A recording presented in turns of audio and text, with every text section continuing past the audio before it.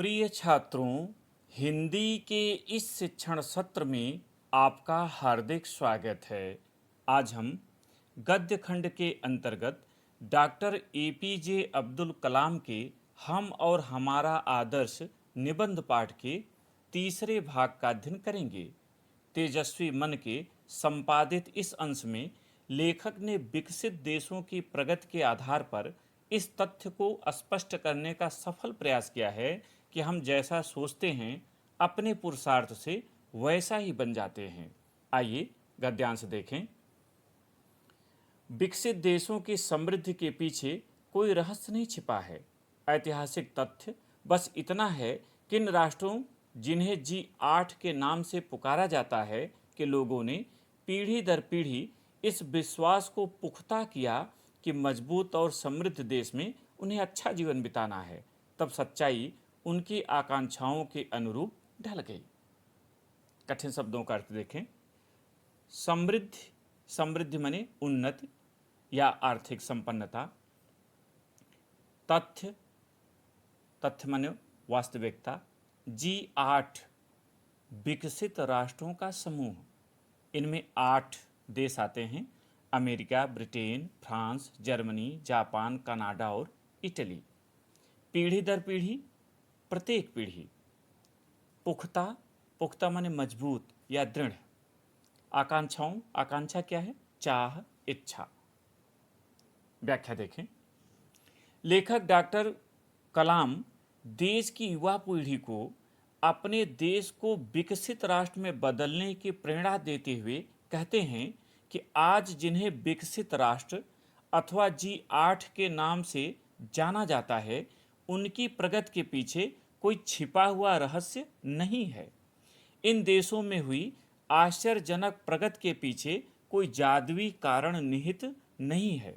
यदि इन विकसित देशों के विगत इतिहास को खंगाला जाए, परखा जाए, तो यही बात निकलकर सामने आती है कि इन देशों के निवासियों की प्रत्येक पीढ़ी ने अपने मन में इस विश्वास को मजबूत किया, दृढ़ किया कि उन्हें एक विकसित राष्ट्र में निवास करना है, अपने देश को प्रत्येक क्षेत्र में आगे बढ़ाना है, अपने देश के प्रत्येक व्यक्ति के जीवन को खुशहाल बनाना है। तात्पर्य है कि उन्होंने निश्चय किया कि उन्हें अपने ही देश में सब प्रकार से संपन्न एवं सुखमय जीवन व्यतीत करना है, और उन्होंने अपने इस दृढ़ विश्वास को न केवल बनाए रखा, बल्कि पीढ़ी दर पीढ़ी अपने देश की उन्नति के लिए प्रत्येक क्षेत्र में अथक प्रयत्न किया, प्रयास किया, कार्य किया और आश्चर्यजनक उपलब्धियां हासिल की। अर्थात उनकी उच्च आकांक्षा, व्यापक सोच और दृढ़ विश्वास का ही परिणाम है कि उन्होंने जैसा सोचा था उन्हें वैसा ही वास्तविक जीवन में प्राप्त हो सका। उनकी इच्छाएं साकार हो गईं और वे अपने देश को विकसित राष्ट्र बनाने में सफल रहे।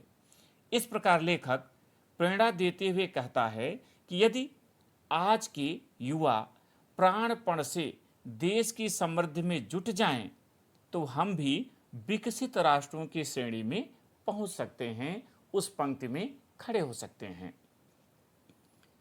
इस पर आधारित प्रश्न देखें। पहला, प्रस्तुत गद्यांश का शीर्षक तथा लेखक का नाम लिखिए अथवा उपर्युक्त गद्यांश का संदर्भ लिखिए। दोनों तरह से पूछा जा सकता है और उत्तर आपको ऐसे लिखना है।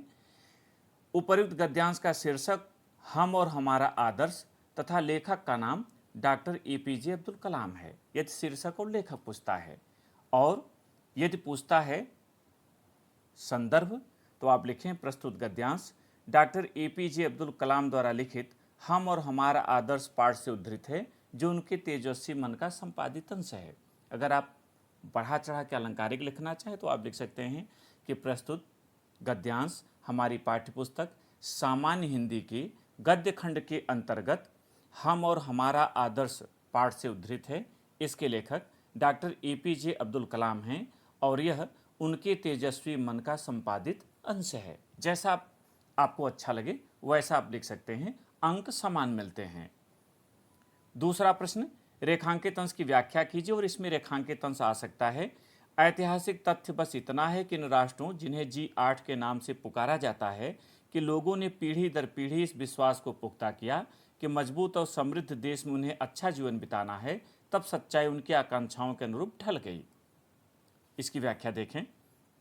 निबंधकार डॉक्टर कलाम जी देश की युवा पीढ़ी को प्रेरित करते हुए कहते हैं कि जिन्हें विकसित राष्ट्र अथवा G8 के नाम से जाना जाता है, उनकी उन्नति के पीछे ऐतिहासिक तथ्य यही है कि वहाँ के निवासियों ने विकसित राष्ट्र में जीवन व्यतीत करने की इच्छा की और प्रत्येक क्षेत्र में अथक प्रयत्न किया। परिणाम स्वरूप उनकी इच्छाएं वास्तविकता में बदल गईं और वे अपने देश को विकसित राष्ट्र बनाने में सफल रहे। हमें भी ऐसा करके अपने देश को उसी श्रेणी में खड़ा करना चाहिए। तीसरा प्रश्न, G8 के नाम से किसे पुकारा जाता है? उत्तर, विकसित देशों को G8 के नाम से पुकारा जाता है। G8 के अंतर्गत America, Britain, France, Germany, Japan, Canada और इटली आते हैं। चौथा प्रश्न, G8 के देशों के लोगों ने किस विश्वास को मजबूत किया? उत्तर, G8 के देशों के लोगों ने इस विश्वास को मजबूत किया कि उन्हें एक समृद्ध देश में जीवन व्यतीत करना है। पांचवा और अंतिम प्रश्न, लेखक के अनुसार किसकी समृद्धि के पीछे कोई रहस्य नहीं छिपा है? उत्तर, लेखक के अनुसार विकसित देशों की समृद्धि के पीछे कोई रहस्य नहीं छिपा है। आज के भाग में इतना ही।